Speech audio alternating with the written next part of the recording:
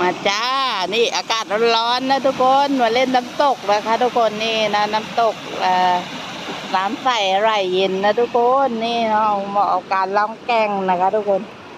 นี่นะน้ำแรงมากถ้าเป็นเด็กๆก็เอากระมังนะทุกคนเอากระมังแล้วก็ลงไปเนาะแต่ถ้าเราตัวใหญ่นะทุกคนนั่งกระมังน่าจะจม